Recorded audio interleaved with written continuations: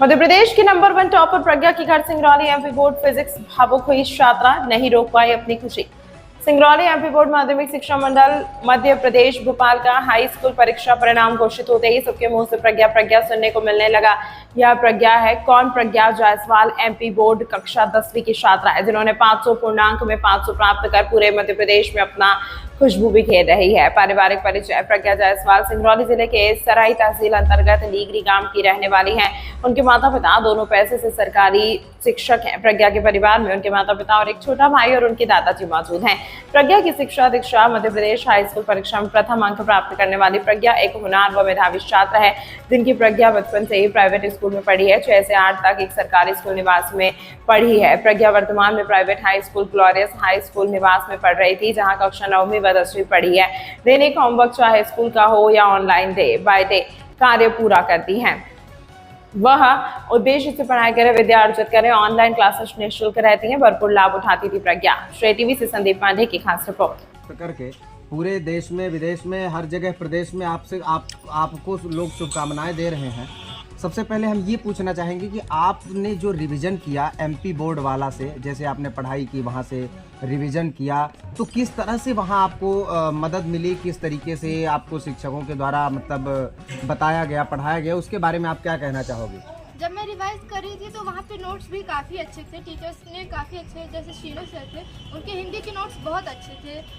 मैंने बाकी क्लासेस तो नहीं, लेकिन जब एग्ज़ाम के टाइम पे शीनो सर की क्लास ज़रूर ली थी, उन्होंने हिंदी पढ़ा दी थी, तो उनकी मैराथन भी बहुत अच्छी थी, सारी चीज़ें उन्होंने कवर की थी। और बाकी सब्जेक्ट्स हो गए तो वहाँ पे जो चीज़ मुझे भूल जाता था, मान लीजिए क्योंकि इतना सारा सिलेबस है तो उसमें कुछ चीज़ें भूल ही जाती हैं कॉन्सेप्ट वगैरह में, तो उसको रिवाइज फिर से याद दिला देते हैं कि अच्छा इस प्रकार से है। और मैंने बाकी जो नोट्स वगैरह थे एमपी बोर्ड वाला और जो बाकी के एमपी बोर्ड के बच्चे हैं उनके लिए आप क्या कहना चाहेंगे? कैसा रहा एमपी बोर्ड वाला का आपका कोचिंग और उसका आपका अनुभव कैसा रहा पढ़ाई का? वो भी बहुत अच्छा रहा, सारे टीचर्स बहुत ही फ्रेंडली थे, सबने बहुत अच्छे से पढ़ाया था, सब बहुत अच्छे थे। अच्छा, आपके एमपी बोर्ड वाले में सबसे अच्छे टीचर कौन लगे आपको? हमको तो शीनो सर लगे थे। चलिए, बहुत बढ़िया, आपको बहुत बहुत बधाई हो। और फिर आप आने वाले छात्रों के लिए कुछ संदेश देना चाहेंगे? कैसे आपको पढ़ाई में मन लगता था, कैसे पढ़ाई करती थी, वो आप संक्षिप्त में बताएं। बस हमको पढ़ाई में रुचि लेना, हमको ये नहीं जानना है, सोचना है कि हमको पढ़ना है, हमको उसमें सोचना है कि हमको जानना है ये चीज़ कैसे। जैसे मैम जो होती थी वो इंटरेस्टिंग से वैसे बताती थी कि क्या चीज़ है, इतने मज़ेदार तरीके से बताती थी कि हमको लगता ही नहीं था कि हम पढ़ रहे हैं। आगे चल के भविष्य में क्या करने का प्लान है? आगे हमको सिविल सर्विस में जाना है, कोचिंग क्लासेस है।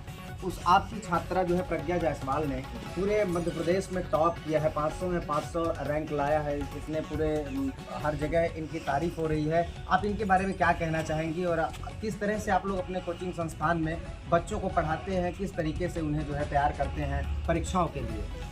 तो फिजिक्स वाला का एक कैटेगरी है एमपी बोर्ड, जिसमें कि हम एमपी बोर्ड की स्पेसिफिक परीक्षा की तैयारी कराते हैं। वैसे तो प्रज्ञा हमारे उड़ान बैच में एनरोल थी, पूरा साल उन्होंने वहाँ से पढ़ाई करी, बट आखिरी के दिनों में जब एमपी बोर्ड की परीक्षा होने वाली थी तो तब एमपी बोर्ड की कैटेगरी में आकर प्रज्ञा ने अपनी रिविजन पूरी की पूरी जो एमपी बोर्ड वाला से करी। उस टाइम पे काफ़ी टेस्ट भी आपने एमपी बोर्ड वाला की दिए, क्योंकि जो पूरा का पूरा पैटर्न था वो उसी तरीके से डिज़ाइन किया गया था जो कि एमपी बोर्ड की परीक्षा होती है, उसी हिसाब से पेपर डिज़ाइन किया। तो वो जब टेस्ट दिए तो प्रज्ञा ने टेस्ट जैसे जैसे देती गई तो उसका कॉन्फिडेंस बढ़ता गया कि इस तरीके के सवाल, इस तरीके के क्वेश्चन अगर पेपर में आएंगे तो मैं क्या उनको कर पा रही हूँ। तो जब ये करती थी तो उनका कॉन्फिडेंस और बढ़ता चला गया। तो रिवीजन करी इन्होंने ढेर सारे टेस्ट दिए, sample paper, model test paper इन्होंने दिए, और उसमें भी ये काफ़ी अच्छा परफॉर्म कर रही थी, उसमें भी इन्होंने फुल मार्क्स लाए। तो उसके बाद हमें लग ही रहा था कि भाई अगर बच्ची क्लास में ऑल ओवर इंडिया इतना अच्छा परफॉर्म कर रही है तो ये स्टेट में भी अच्छा परफॉर्म करेगी। जैसे कि भी पिताजी ने बताया, पोल में भी कई बार फर्स्ट उस पर पोजिशन पे आती थी। तो हमने प्रज्ञा जायसवाल से मुझे लगता है एमपी के सभी बच्चों को एक प्रेरणा लेनी चाहिए कि अगर आपकी प्रदेश की बच्ची, आपके ज़िले की बच्ची ये कर सकती है तो आप भी ज़रूर ये सब कर सकते हैं। और फिज़िक्स वाला की अगर हम बात करें तो यहाँ पे क्या है, यहाँ पे फ्री अफोर्डेबल एजुकेशन दी जाती है। तो ऐसे ढेर सारे बच्चे हैं जो आज भी ऐसे एरिया में रहते हैं जो एक एजुकेशन अफोर्ड नहीं कर सकते, एक नॉमिनल सी कॉस्ट की एजुकेशन को अफोर्ड नहीं कर सकते।